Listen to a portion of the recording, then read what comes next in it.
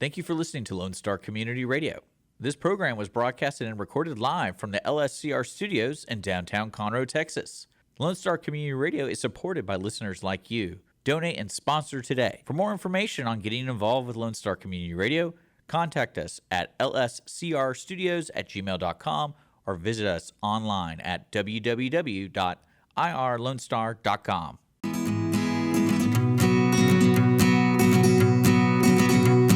Welcome back to the Misunderstood Show. Today we have Nelson on with New Wave Homes, and he's a custom home builder. He builds the home the way that you want it, and his fiance is a architect and a interior designer, so she can help you with designing it, decorating it, all the things, right?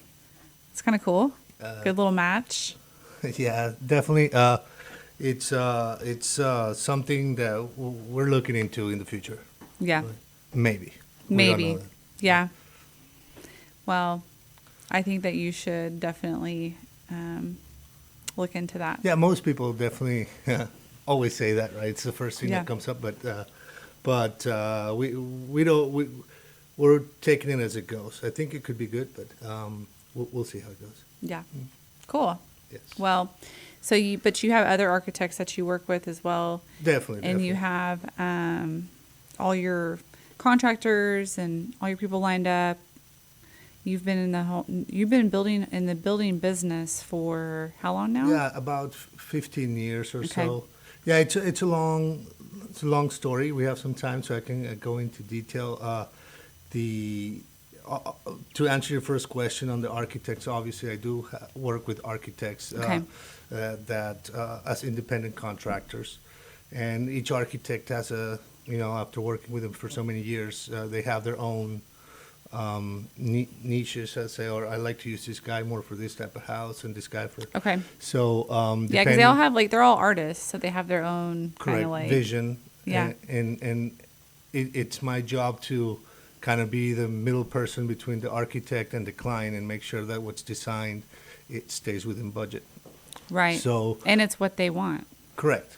It's their So vision. yeah, it's a good. I like to be in the middle there because I can control. So you have kind of modern designers, and you have maybe some country designers, Yes, or farmhouse type. exactly. What about people who want mid-century style? Yes, I have. I mean, the architects I use, they can do all of the different styles, but there's one that might be a little bit more. He'll come up with more ideas for something modern, for example. So he'd be somebody better to kind of bounce ideas when. And he we're might trying know to- technology better. Yes. And kind of what the hip thing Yeah. that's going on. And they use different softwares as well for designing, and then from there we take it to get all the renderings done and all that stuff to present to the clients. Okay. So it's a process. It can be a very good process if it's done correctly, but it can be also a very overwhelming process for certain clients that are not used to going through the whole process of designing a house. So I take it upon myself to make sure that process is as smooth as possible, which is Okay. why I like to be the middle person, because sometimes architects talking directly with clients might be a little. I know exactly what you're talking about. It's like engineers. My Yeah. husband works with engineers. Yeah. He has an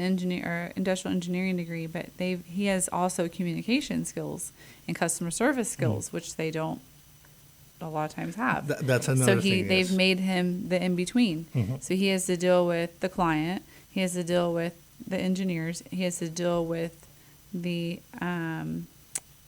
upper management people, corporate, and then he has to also deal with. They outsource some of their stuff, to other companies. He has to deal with those people too. Yeah. So he's like the in between. They call him a project coordinator. Basically, he's a therapist. Yeah. So it's something that most people don't think about. That first step sets the mood for the entire build. It takes a special kind of person because you have to be even keel. You have to be able to keep your cool. You have to be able to keep people calm. You have to be able to come up with solutions very quickly.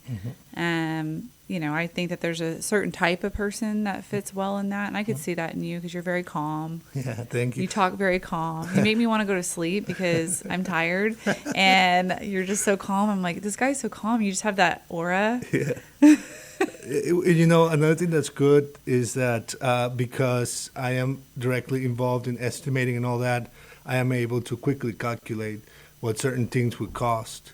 Well, and you have a lot of experience. Yeah, on the spot. So it just makes because you've the worked design with all these process. different home builders, and so you understand from different perspectives, and you've learned kind of the hard way, I guess. Yeah.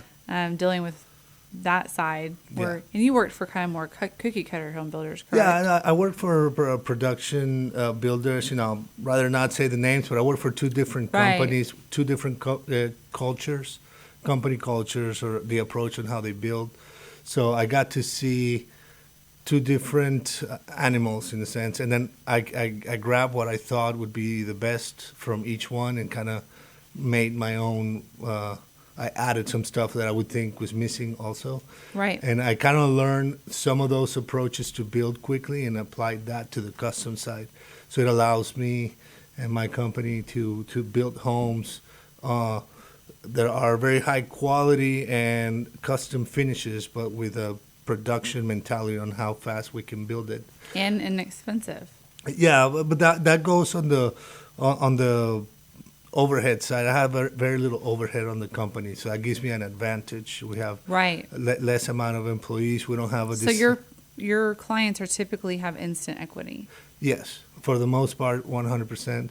And we want to design towards that, and we're very upfront and letting them know when they're designing something that's not going to appraise, and they'll have to come with more money for the down payment. But we rarely go into that. We always try to keep it to where the house appraises. So it gets a little tricky. Some people want everything. Yes. And they have the money to do it. If they and have that's the money, fine. Yeah, but I still want to be able to tell them that they are overbuilding it, and they might have to live there for longer in order to get equity out. Yeah. But for the most part, it can get kind of tricky when you build in different areas because, the comps are different everywhere. And you kind of, if you want to appraise and not have to come up with more money for down payment, you kind of have to design within those guidelines and see Right. how much you can put on there without exceeding the appraisal amount. So it can be tricky. It can be tricky to understand from the client's perspective because they want sometimes something that will get them way out, and we have to kind of set the expectations properly. Right. Yeah. That's awesome. Do y'all do barn dominiums? I've done one a long time ago. It's not our specialty, but we can definitely do it. I have contractors that do all the metal framing and all that. And can you get financing through your mortgage company or the people that you use for a barn dominium as a regular home? Yeah. So Okay. we have our approved lenders that offer great products and very competitive interest rates. Because I know some people have said that it's hard to get a home loan on a barn dominium. Mm-hmm. And so I was just curious, Well, is it the way that you build the home that makes it qualify? to be honest with you, I haven't built enough. I've only built one, so I haven't Okay. built enough to go through that lending side to see what Gotcha. makes it. The one I did, there was no issues as far as the lending was concerned. Okay. I think the issue that we stumbled across was they wanted this huge shop. And the shop was much bigger than the actual home, square footage of the home, and that was the issue. Is it's not considered a home; it was considered more of a shop with just a home in it. And so I think that was the issue. I'm assuming if you build the home and then you just have like a little shop attached to it, or it's just a metal building style, which a lot of people are going to. I think it's great because it's going to outlast. Yeah. No, I think Most- and I've seen some great designs. Beautiful homes. I just happen to I haven't had clients that come to me wanting a barn dominium necessarily, but if I get them, it's something I'd be super interested in doing because That's what I want. yeah, I'm gonna hire you. All right. Because I want a barndominium. I want metal siding, metal roof, with limestone rock and make it look really pretty, shutters. But I love it because when you have the metal siding, your insurance is less. It's way more durable. You don't have to worry about all the other issues where you have brick, stucco, siding. You're going to have, issues with water, bugs, 100%. And then deterioration. The layout too on the inside, you have a lot more freedom to design the interior because you already have your structure taken care of. You don't need anything, so you have a lot more freedom on what you can do, and insurance too. I worked in insurance for 10 years. Insurance actually will tack on higher premiums for having more cuts and turns and slopes and different things. If you have a perfect square, your insurance is going to be way less expensive than if you have a home that's got lots of different nooks and turns and cutouts, because it's going to cost more to build it, and it costs more to repair it, and there's more opportunity for cracks and things to go wrong, and so the insurance is higher. And now with insurance premiums being crazy, I think people, if they knew that if they built a home that was more simple, like as far as the structure, then you can still make it look absolutely gorgeous on the inside and outside, but just keep it simple. Yeah. That's something that I try to stress a lot on when we're going through the initial phases of design, like how many corners we put on a foundation, like you were saying, and try to minimize it as much as possible. Right, because it costs more. Each corner adds cost. It's more rebar that they use on the concrete and all that. So it's tape and floating and everything. So we want to try to create it enough to where in the front of the elevation you can have some variation, different volumes to play with to give make the front elevation more appealing. But when it comes to the back and the sides, try to save some money in those areas and make sure to design the interior to where the sides don't keep poking out and having more corners. So nobody cares what the sides look like. All we care about is the front and the back. Yeah, right. Because in the front, that's your curb appeal. In the back, that's where you're entertaining. And so I think even with that, like you can put a porch on it, you can put shutters, you can put limestone rock or whatever you want to do, like at the bottom, which I see people do this on these barndominiums. It looks beautiful. And then the back, they put, a patio that's covered with an outdoor kitchen and a pool and all that stuff. Nobody cares that your house is a perfect square. Nobody cares. They don't even notice it. As a matter of fact, we're designing a house right now for a client that they wanted. They're from Europe, and they don't like the typical open concept design here, so they actually wanted to build kind of like a Roman villa, like with open courtyard in the middle and hallways all around. And the house is a square, basically. The front has volumes, but the sides and the back is basically a square. Right. So I love houses the like courtyard that. in the middle and stuff. So put your pool in the middle. Yeah, I'm really excited to start that one. That one's starting about in June. We're breaking ground on that one. Awesome. Are y'all gonna have landscaping and stuff in the middle? Yeah. So it'll be open. Yeah, it'll be open to.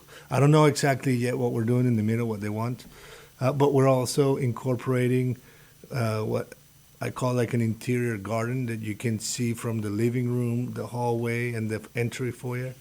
So it's something that's different. You don't see that typically on the typical house here. So we're very excited on that one. We'll document the entire build online so people can see it too. That's amazing. My son, has the landscaping company, and I've been telling him he needs to get with new home builders. He markets to realtors to do listings. But I was like, you need to get with these new home builders because you can, do the new installs. And I really think it'd be so cool because he's at that age where if he could team up with somebody that's like going to landscape architect school, like now, and start doing designs and building a business together, then they could work with people like you and take care of it. And again, they won't have all the overhead, so they can save your clients money. I tell you what, there aren't that many landscaping companies out there that work like what I would say like in a more professional way, or like a company would work on the commercial side.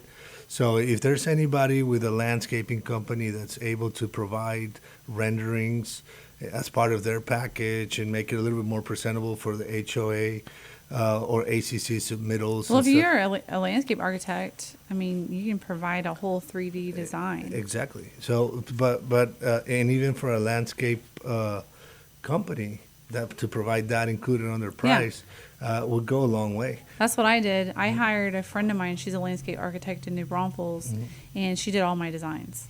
She could do 3D.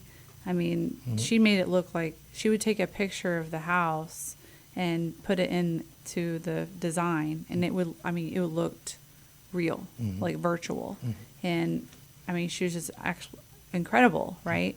Of course, these are multi-million-dollar homes that are paying, $100,000 to landscape their front yard. So obviously you need somebody like that. You can't come in there with, a sketch on a piece of paper. Here you go. Looks like it was drawn by a 5-year-old and say, I want $100,000 to landscape your yard. They're going to be like, no, you have to be professional to Correct. get those types of jobs. Correct. I get my own company to do the renderings for that type of stuff, but it would be great if the landscaping company could provide it. I haven't been across one that does that at the level I would like to see. No, that's how So- I ended up in it, is because nobody did it. And so I was like, I'll just do it for Yeah. my clients. So, And I think you're going to have a good, I'm going to say good feedback from doing that in the future, because I think it goes a long way. yeah. So as everybody can hear on the radio, you have an accent. Tell everybody where you're from. Originally, I'm from an island in the Caribbean. It's part of Venezuela, but it's close to Trinidad and Tobago. And I was there till I was 17 or so, and then I moved over here. It's like and a I've been here. island of paradise. Yeah, it's a very beautiful place. I haven't Not a been- great government. Not a great government. I haven't been back in 20 years now, but it used to be the place to be back then. And you were saying you visit Destin a lot because it kind of reminds you of home. Yeah, the white sand and stuff. So we went to Destin already a few weeks ago. We're going again in a couple weeks. So we like going there. It's not too far of a drive, right? It's about 9-10 hours. I haven't driven. I've been to Miami. We flew because it's like 2.5 hours to fly.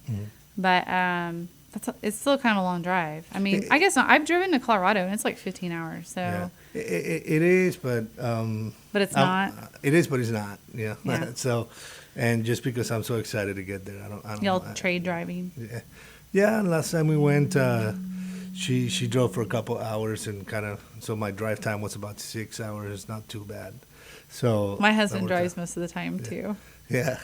There's a video on Facebook, like the little reels or whatever, and it's, honey, we're going on a road trip. She's like, okay, awesome. And then they get in the car, and he looks over, and she's got her pillow and her blanket and all her book and all her stuff. She's all laid out on the seat, and he's like driving the whole time. It's just funny because I'm like, I feel like that's very common. Yeah. But it's also not our fault because you guys don't want us to drive. Y'all want to drive. You don't like her driving. Yeah. So the meme there is she starved from all the driving he did. And that's what they're sleeping.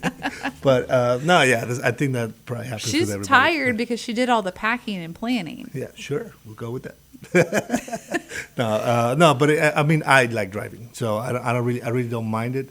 It's just for safety purposes. Like, yeah, let's get a couple hours of sleep just to be safe. Yeah, my husband, he likes to drive, and then he'll get tired and he'll let me drive. But I'm kind of like, I'd rather drive the first leg because I'm tired too at the end. Yeah. I don't want to drive the last. Nobody wants to drive the last leg.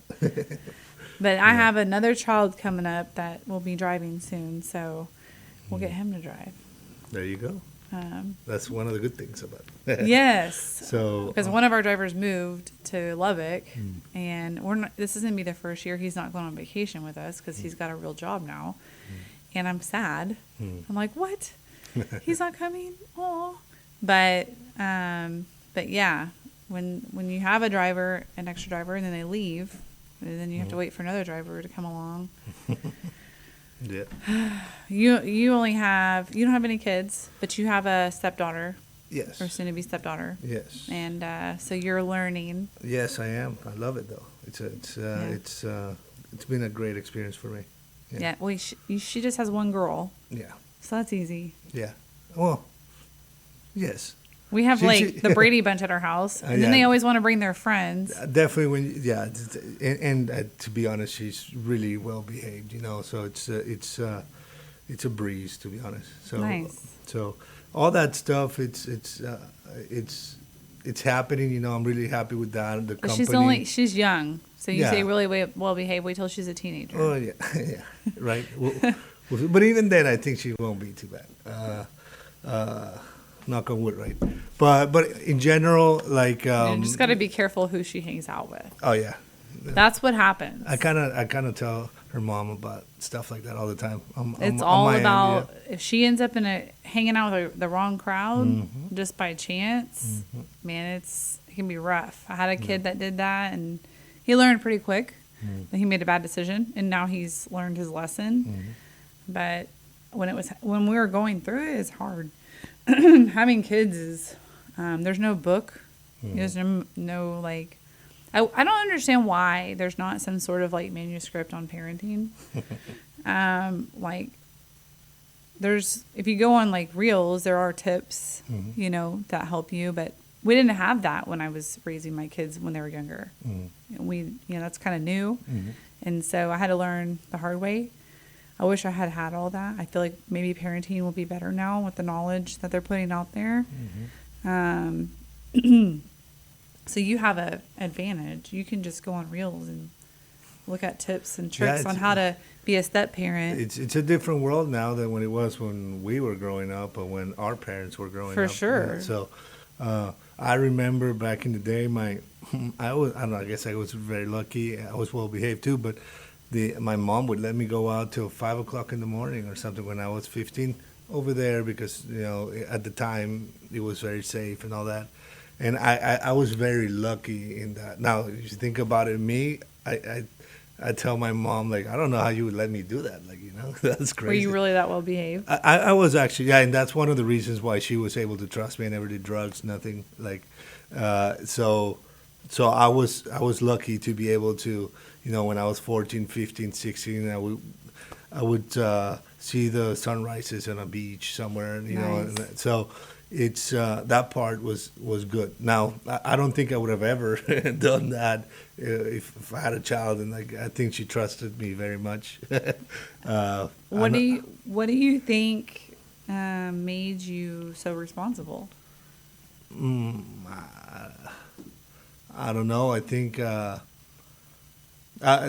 way I was raised, and I was normally somebody very, very calm in demeanor, and I didn't really experiment with a bunch of stuff, and if I didn't fall into peer pressure. I think that was one of the big things for me, like peer pressure was not a thing You for just me. had a really awesome mom. Yeah, and then I think she knew that about me, I guess, thinking back on it. What about your dad? I mean, my dad also was, I think he was not as loose in that sense like my mom was. Stricter. No, I wouldn't say stricter, but definitely I don't think he was as comfortable with me going till 5 o'clock in the morning. But also my dad and my mom, they were divorced, so he lived in a different state. Got you. In the island, it was a lot safer. And he lived in the mainland, and it's not the same. So, Gotcha. Like so, in Venezuela? yeah. So I wouldn't even feel as comfortable doing that because being in the mainland, it's a different. It's very dangerous. It was a different.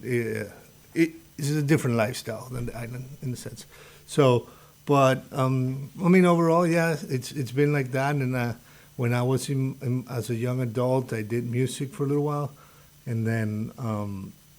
And what'd you play? Guitar. And sing? Definitely not, but but I play guitar and bass. Nice. And did you start as a kid? I started playing when I was 14 or so, and then You just picked up a guitar and wanted to start learning? yeah, I think I got lessons for about a year, and then Okay. after that, I kind of took off. It took a life of its own, and I started playing and learning a lot, and then when I moved here, and then I started playing in bands and did a little bit of touring and stuff like that, and very quickly I realized that the music business, unless you're unless you're a celebrity, you don't really make that much well, money. You're gone all the time. And that too. So as I feel like you're kind of more of a family kind of yeah, guy, right? At one point I started realizing, well, even if I was lucky and I was one of the million that makes it, I don't think I would enjoy that lifestyle, staying in a hotel here and there, like, you know what I mean? I do. It wasn't. I don't think it was gonna be my thing anyway. But nowadays it's shifted a little bit, and I see a lot of musicians have to diversify, have their own channel, studio musicians, multiple bands and stuff. So it takes a lot of structure also, Right. to do, which I don't think I would have done then. But if I was into it, I think I would have probably gotten into that route, how they're doing it nowadays. But I turned the page on the professional music thing when I was younger. I was about 25, and then I got into construction, and that's what got me into. Did you go to college? Yes, I went Right. to Montgomery College, and then I went to U of H. Okay. And you graduated with a degree in. No, actually, I did not graduate. You didn't? I switched careers a couple of times, and then I started working. I was very lucky because I was hired. I started on commercial construction, and when I was hired in my first construction job, I was hired by a person who was like a mentor for me. That he hired me with no experience in construction. I had no experience whatsoever, and he told me, I can teach the trade to anybody, but I can't teach drive. I can't teach work Discipline. ethic, discipline, all these things that you have. So and it's something that I respect a lot from him, because he built an entire company based on personalities. He didn't build them based on your Experience. prior knowledge. Yeah. So he taught everybody Smart. the stuff about the trade, but he hired everybody based on personality. So And then now look where you are. yeah, so How that, crazy is that? yeah, that gave me a lot. I learned a lot from him, and I was project managing big projects, multi-million-dollar projects, and I was 25, 26. Wow. And right away, like my first project was like a $2.6 million project that I had to manage, and I was learning as I was going. And I learned a lot in that time. And then from there is when I decided, like, well, I think I want to do something for myself, but I want to do it in residential, like building houses. And that's where I got the other jobs, to get to know the trades, get to know the system, to build houses here, and get to see how two different companies do it. Right. And then I was like, yeah, I think I'm ready to do it on my own now. So that's why. Awesome.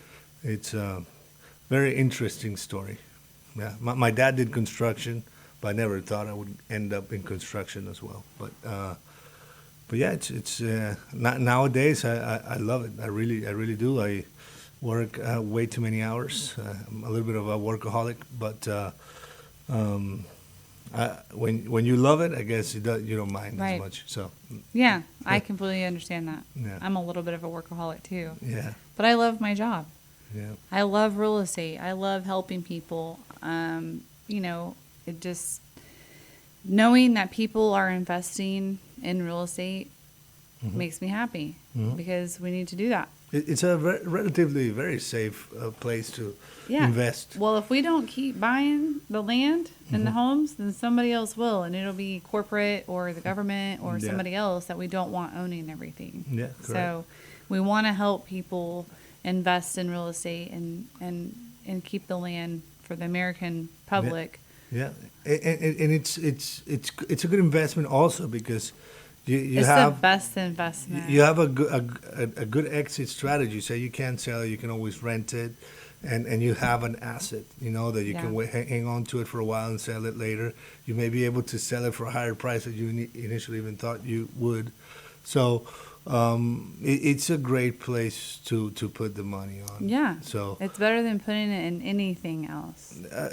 from my perspective too, of course, there are people that do crypto, and I'm not very familiar with the crypto world, and But that's volatile. it is. It's Where real estate is, interest rates are volatile. yeah. But land itself, the dirt, hmm it's never gone down in value in the history of the world. Yeah, Ever. And it's very solid here in Texas. Like, you know, the market in other states can go up and down very drastically, but in Texas is very Homes. yeah. Homes can depreciate. Homes can lose value, but land does not. Yeah. Buy Dirt, that song, Buy Dirt, I mean, that song's a country song.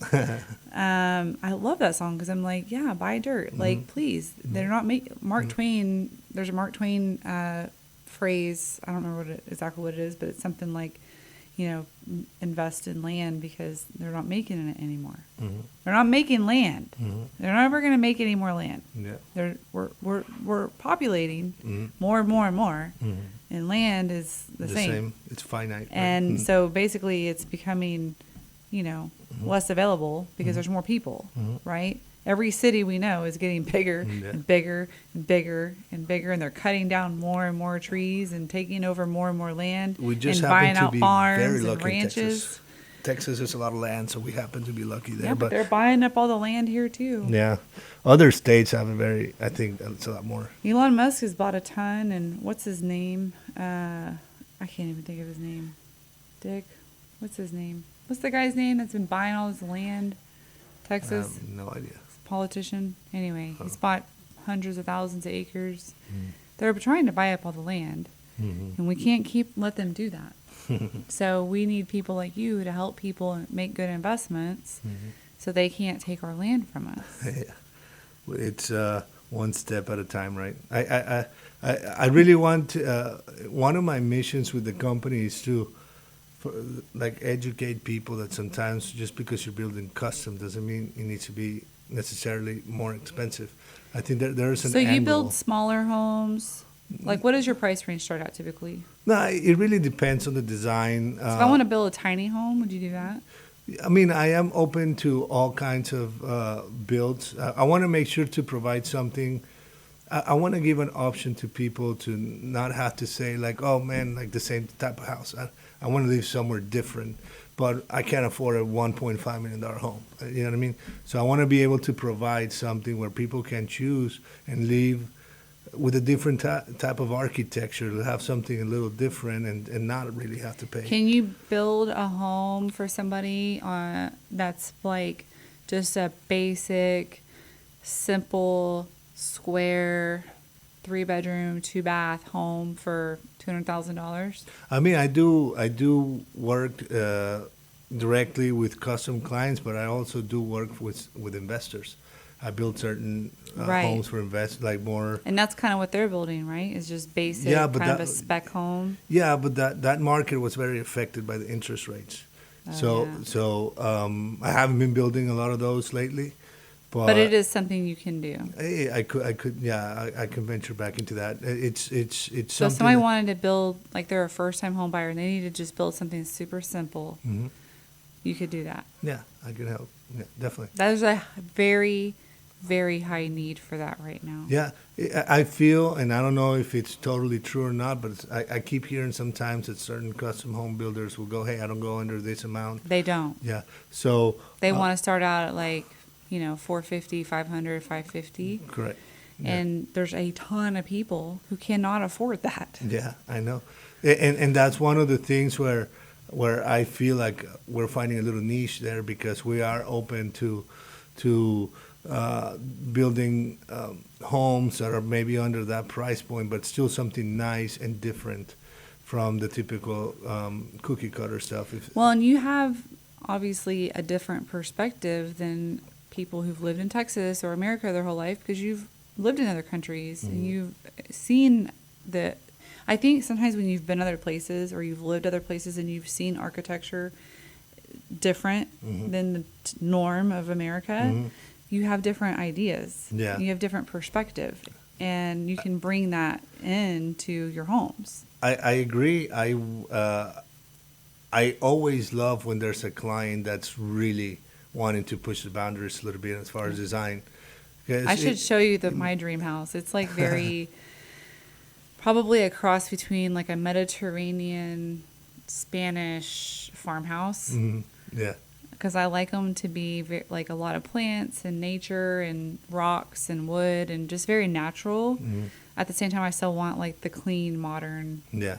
you know.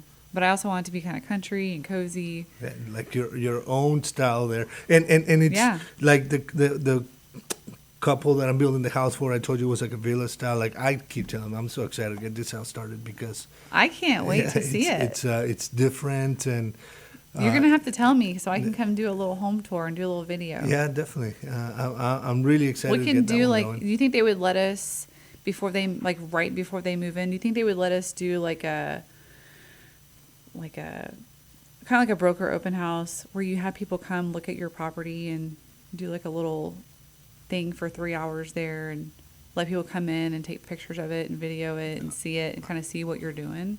Yeah, definitely. I mean, I would have to ask them, right? It's their property, Obviously. but I think it would be okay if they're okay with it. And Obviously, we're not going to damage anything or break anything. Or yeah, but I think it would be a good idea. It's good exposure. Like I said, I'm gonna be documenting that one on on social media, and Yeah, because you have a YouTube.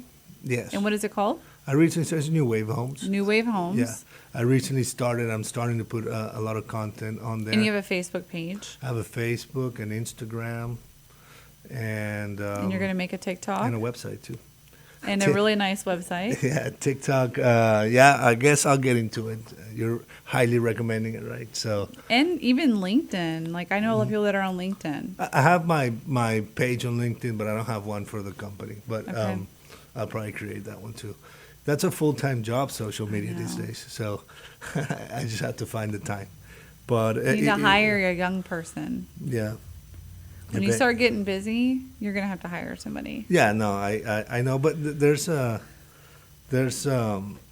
something about it. I know it's very busy and very time consuming, but I also like it. I kind of like the whole videography thing. I've seen your videos that you like- do with your phone in your hand. I'm like, dang, this looks super professional. Yeah, I edit them and all that stuff. So I like doing that too. So if I can find time to do that and run my you business. are definitely an yeah. artist at heart. I you know I have definitely a left and a right brain. So I'm very creative. But you're also logical. But I'm very logical, very numbers oriented, and I think it's from what I hear. Sometimes it's difficult to find, A balance. a balance. So, but, Yeah, because most people, I wouldn't say most people, but there are many people out there that are either one or the other, like stronger, yeah, right? correct. They're very left-brained, very right-brained. I feel like I also use both sides of my brain because I have to. I don't know that I always did. I think I was an artist by nature, but survival of the world, you have to learn to think logically and be smart and, you know. Exactly. And for example, sorry about that. I actually got like my mom is very creative and not very business minded, and my dad's the opposite. My dad's a numbers guy. So you got from not both. very creative at all. So I think I got both in there somewhere in my genes. What did your mom do? What was she? My mom was in tourism back home. Oh, so like people that came to the island and stuff? Yeah, like charters and boat trips. But she said she's an artist, so she paint or Yeah, right now she does paintings. wow, like oil paintings. Yeah, she does all Cool. kinds of arts, and she's trying to get that going right now. And does she live here? Yeah, she lives here. And does she sell her art somewhere around here? No, not yet. I think she's in the middle of like creating her website and learning how to go Cool. about it. So definitely a very creative person, and she has like really cool art. But yeah, in general, I think me being right in the middle, I'm a big numbers guy. All I do is numbers, budgets, and stuff. But I also love editing the videos and like the marketing approach. I love Creativity. marketing and branding and all that stuff. So it's a nice balance. If I could make it work like the way it's working right now, I like to keep it that How way. did you learn how to do all that stuff? Just me being curious. Sometimes I go down those paths where I get on one subject and I just stay on that and learn So everything. there is to know that about it. because you don't drink or do drugs or anything, so you just kind of spend your time learning all these different little things? Yeah, I spend a lot of time researching. It's like I need to have my brain always learning something. I feel like people who have addiction, if they would just keep their mind busy, Mhm. then it might keep them from Yeah. wanting to. There's a time in my life where I learned a lot about photography, and I learned a lot about videography, and I learned a lot about editing. Then I learned about music. Then I learned about construction. And then I spend a long time in those subjects until I can produce something that looks professional or whatever. Nice. And How funny that everything that happened in your life, all these little things that were completely separate, brought you to where you are and provided you all these tools. Other than playing guitar, you don't really need to play guitar. Yeah.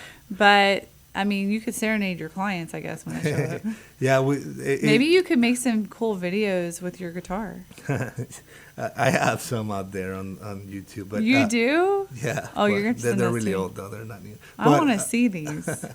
But I was thinking about it. I was thinking about that about a week ago. Like I was like, hey, it's funny that life brought me to this place where I'm doing all these things I learned out of a passion because I liked it, and for some reason Yeah. now I'm doing them all. It's like God knew where you were going, In a sense, and you had no idea yeah. that when He was putting all these little things in your life and just taking that path, that it would. He knew. I'm assuming He knew Yeah. where you were going to end. Yeah, it's like Yeah, I I know learned he these knew. specific tasks along the way that kind of all converge into one moment now. So I'm super happy. I mean, about even your fiance. Mhm. I Yeah. mean, what Yeah, are the that- chances? yeah, true. Right? It's- How convenient Yeah. that she works in a field that she can help you. Even though Yeah. she doesn't work for you, Yeah, yeah. she can help you. Yeah, She can help you with advice and all kinds of stuff. Even if Exactly. she's not doing the actual work, Exactly. to have her as your partner, that's just so incredible. Yeah, and it's amazing to talk about stuff at home, about stuff we both have interest in. How cool is it to get home and show like some rendering or something that you're actually designing, and then she's into it, and she can, because we're at home sitting at the dinner table, and then she can offer her, I would do this differently. And I'm you know? assuming she's also creative. Oh yeah, very Very. much so. And she's actually, she actually has a good, because she was trained on that, on architecture, like a good usage of Business. space. Bro. That sometimes I can't even think about it. I'm very good at. That might be a girl thing too. Yes, but no. Besides that, it's just I go into a lot of houses and with other women, Mm-hmm. whether it's a realtor or back in when I was a realtor, it was a client, whatever. Most of the time, women are the ones going out and picking the house. Mhm. And I can't tell you how many times I hear a comment, a man must have designed this. And that's not a good thing. Yeah, I know. Because they clearly did not think this through. Like, let me tell you, for instance, this drives me absolutely crazy. Every bathroom you go into has double sinks, and it has the light socket on the edge, right on the wall at the ends, right next to the sink. How the hell am I supposed to plug in a curling iron or a blow dryer or anything when the sink is right in front of the plug? And then I have all this counter space in between. There's no plug. What am I supposed to run an extension cord around my sink so that I can plug my stuff in? You can't plug stuff in next to the sink. You're going to leave it in your sink? so, and that's one of the advantages. It drives me crazy. But that's one. And of, it's in like every house. I know, but that's one of the advantages you have because you might have to have certain locations on the outlet per Just code. a tip out there But- for all these people yeah. designing these homes. Quit doing that. Correct, but also when you're doing a custom, you can say, I want to add this additional plug here or whatever it may be, that you don't have that option. Or they put plugs like in a hallway that's like a walk-through hallway. You could not possibly put any piece of furniture whatsoever. Yeah. And they put the plug in that part of the hall. And then the part of the hall that you could put furniture, there's no plug. Yeah. And I'm like, It who's just putting the plugs in? it's just sometimes it's a code thing. Like you have to have a certain distance between each outlet per code. No, And- I'm just talking about like there's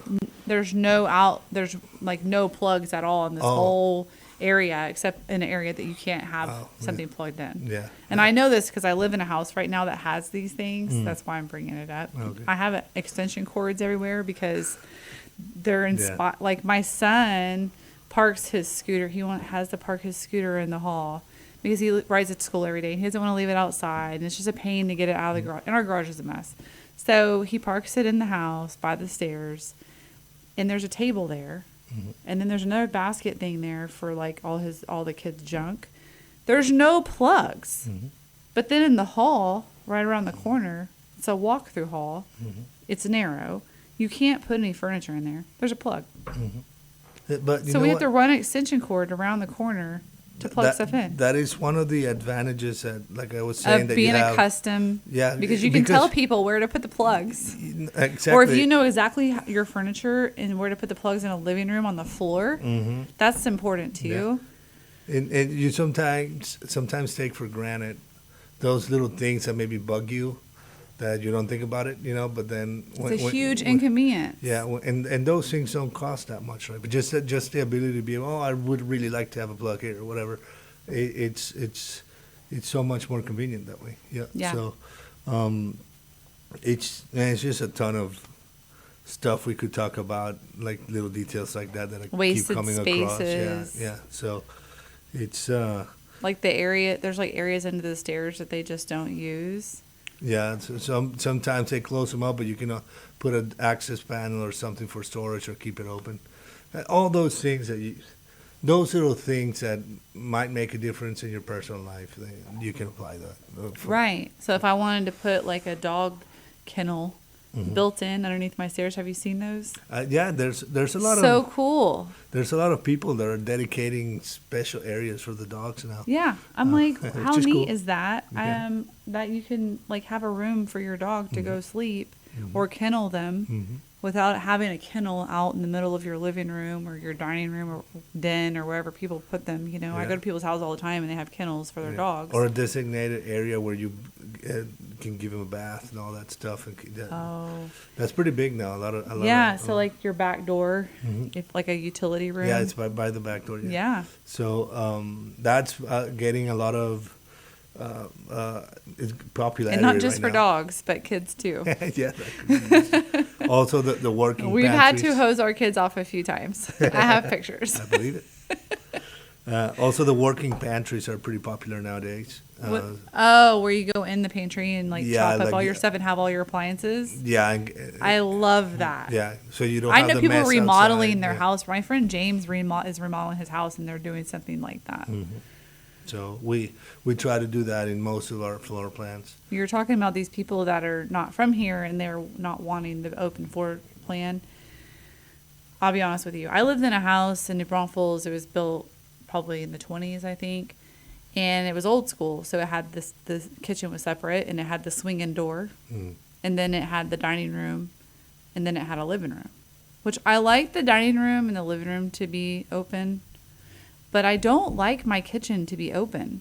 My kitchen is dirty. I have a large family and we cook a lot. And we're on the go and we all work and we're all involved in all these things. We make sure we rinse all our dishes. That's a huge pet peeve of me and my husband. They have to be rinsed. But once they're rinsed, sometimes they don't get put in the dishwasher. They're just sitting in the sink. Sometimes there's just stuff all over the counters.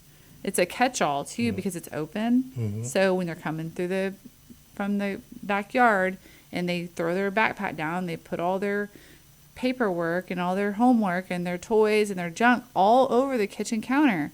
It drives me crazy. If it was separate, they couldn't do that. Well, and that was one of the things that these clients in particular were talking about. I don't like it when I open the front door and I see the kitchen. Right. I don't You know? either. So It's not appropriate. Correct. We definitely designed the house how she wanted to do everything on there. If you want your kitchen to be open, have an outdoor kitchen, Yeah. right? Yeah. I feel like because when you're entertaining, you usually want to be outside if you have a Yeah. pool and all that kind of stuff. So you just have an outdoor kitchen and then have your kitchen separate. Yeah. I don't like when I'm in my living room chilling, I don't necessarily want to smell every single thing in my kitchen. You know, whether we just cooked bacon or there's a pan of grease we need to throw out sitting on the stove or whatever. Or sometimes we just leave the baking grease in there and we just put a lid on it and reuse it because we'll reuse it to fry eggs or, whatever. We don't always just throw it out. And I know a lot of people do that. And they'll stick their pots and pans in their oven. And I can't do that because I'll forget it's in there and I'll turn the oven on. Yeah. And I'm like, what's that smell? Is something burning? I've burned some lids that way because the lids aren't always oven friendly. They have the little handle. And so I've run some lids that way. And they burn. Not good. Probably catch my house on fire. That hasn't happened. But, I love the idea that there's somebody out there because you're the first person I've met in this area. I know people where I'm from that do stuff like what you're doing, but I don't know anybody around here that's doing what you're doing because they're either, your typical cookie cutter home or they're custom and they only want to do luxury. So there's not anybody out there doing what you're doing that I know of. Yeah, there's not that many. I feel like it's a good niche. It's a very good niche to because I'm already like, what can I conjure up for you? Because I really want to build a house. I appreciate it. But I really do feel like... I want to make sure my plugs are in the right place. Yeah. It's just like, and it's something that I look for myself. Like, when I was looking for a house a few years ago, like I wanted to be at a certain price point and be like, well, I don't find... There's no options for me other than going into this master plan community and buying one of these houses from a big store builder or whatever. So you bought one though, and then you remodeled it. Yes. So to fit you, right? Yeah, correct. Obviously, I have the advantage that I build homes, so I was able to do the remodel for a very good cost. Nice little hookup there. I got a hookup. Right. So, but in general, that one was more of a location thing. I bought it in 2020 when the interest rates were down and the never sell. Yeah, and I got a house with a pool and an exterior kitchen because at the time we didn't know if they were shutting stuff down, and I was like, well, if they're gonna shut stuff down, I can entertain myself in the pool, and that's why I ended up there. But yeah, after a while I remodeled it and made it more appropriate to our lifestyle. And but you still dabble a little bit in remodeling and helping investors and things like that. Yeah, depending on the situation. Nowadays we're getting busier and busier with new construction. Yeah, and I launched all my social media. Yeah, because stuff, you're working with some realtors now, and yeah. So wanting to build a model home. Yeah, plans in the future, near future, hopefully. We can get to that point. But I mean, everything's been working. I feel like it's been happening at the pace it needs to be happening, and things are falling nicely into place without a lot of effort, which is, I think, a key factor. It's a sign. Yeah, that when you don't have to work too hard to force things. I mean, right. I am obviously working. It's like relationships. Very hard, if you have to force a relationship, it's not right. Correct. Same thing. Certain things have been falling into place without much effort. So I think it's just a natural way for things to happen. And so I don't mess with that. I just kind of let it happen and see where we go. I think that's the best way to go about it. Yeah. That's God's design. Yes, in a sense. Yeah. So that's why I don't question it too much, right? Like when things happen like that, I don't question it. I guess just go with the flow. Your gut. Go with your gut, yeah. and it should be fine. So what do you do when things go wrong? Well, like always, you have to adjust, right? Right. Come up with a solution. It's one of the best things I have, I think, for me. Like I don't freak out too much. Like I'm very analytical. I kind of, when there's an issue, analyze. You don't get stressed? I think everybody gets stressed. How we manage the stress in our own way might be a little different, right? Right. I don't think I visibly may get stressed. Do you work out a lot? I mean, I do some. I haven't lately because I've been a little bit busier, but I used to go out and run, do 5Ks and stuff like that a few times a week. And you swim in your pool? No, the pool is fully entertainment purposes. I don't do any workouts in there. But it's I think visibly, I don't think anybody would think I'm too stressed because I'm very calm Because a lot of people that but- deal with their stress, they work out at the gym every day, Yeah. and they do saunas, and they do cold plunges Yeah. and stuff like that. I was just curious, kind of how you deal with that. I am looking to get into that. Like I keep hearing about that, and now that I'm getting, I just take a cold shower. Yeah, I do cold showers in the morning sometimes. I'm gonna say I gradually get it colder. I don't jump in when it's cold, but I kind of like and stay with the cold water for a few minutes there, and that wakes me up instantly. There was a time. Yeah, it makes you go. Well, yeah, when you can't breathe, right? That's how it is for me. Yeah. There was one time, Especially in the morning in the winter time. yeah, there was one Ooh. time a long time, like when I bought the house in 2020, I would go run in the morning, and after running, be in the pool for a while before I even started my day. And I did that for a few months, and that was really nice. Yeah, that's Yeah. definitely very helpful. Yeah. Do you try to do like 10,000 steps a day, or do you even keep track of that? I know you, No, you don't have any kind of devices on. Well, the phone tracks it, right? How many steps you How do a day. accurate is that? I don't keep my phone on I me. have the phone on me all day, so You do? it's in my pocket all day. So I would say it's rather accurate. And Yeah, yesterday I pushed myself to do my 10,000 steps, yeah. and today I'm like, Usually when I do the if I do a 5K walk or run or whatever, that takes How many care steps of, is that's that? like 7,000 steps of your day. So then whatever you so if I'm doing 10,000 steps, I usually do around 8,000, but I pushed myself yesterday to do 10. yeah. So that's more than a 5K. If you, yeah, well, I mean, correct, yes. But if you do a 5K every day or whenever you want, that alone is 7,000 steps. And then you still go throughout your And then day you- and get another 6,000 or and so 7,000 that- easily. That should take you over your. Because you're 10,000. walking properties and all kinds of stuff. Yeah, so I'm also putting a lot of miles in the car, right? Driving Well, yeah, all over the place. that's the nature of real estate. Yeah, but it is a somewhat active life. I'm not like sitting. There are some days I may sit in the office all At the day, but- computer, yeah, stuff, yeah. but the vast majority of the days I try to go to all the projects and check the quality and all that stuff, see everything that's going on. So Do it you is check your active, jobs though. every day? I mean, on a, I'm gonna say at least 2 to 3 times A a week. week per job. So you're very hands-on. You're not just leaving it up to your guys to do stuff. No, we obviously have project managers and all that, but I really like to see. I know everything that's going on in all the job sites we're building, just because I want to know. It's part of, like, I need to know what's going on at all times in all my projects. And I like when somebody calls me, I'm not blindsided. I know about it. So yeah, and one of those things is I have constant communication with the clients, constant communication with the project managers, and I'm also walking the houses. How many houses are you building right now?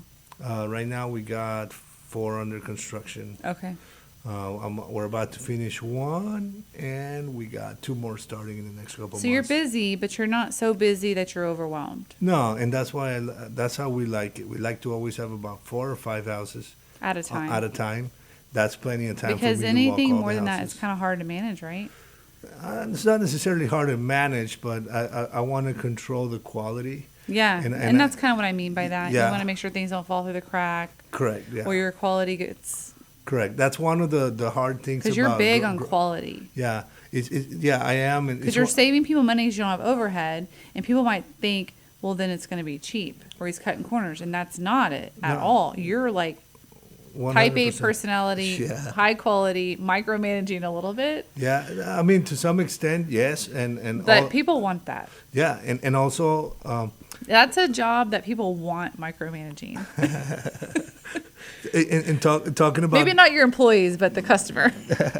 no, I mean, I am. It's very difficult for the project manager because I know everything that there is going on in the job site. So I don't intend to micromanage, but I am over like, hey, make sure you do this, make sure you do this, because I'm walking the houses all the time. Because you have high standards. Yes, And yeah. you should. Yeah, and another thing about the pricing is like, most custom home builders might have a design center or a third-party design center, that will have their own markup on it, and the client ends up paying that markup.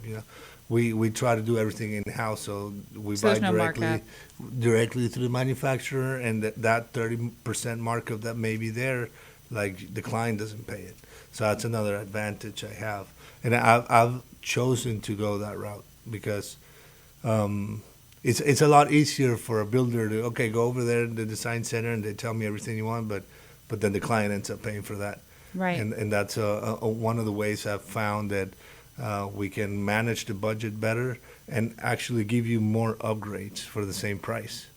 So even though you may be paying a little less than you would with another custom. So if I wanted homeowner. the all black frame windows and black hardware throughout my whole house, which is more expensive, I could get it at cost.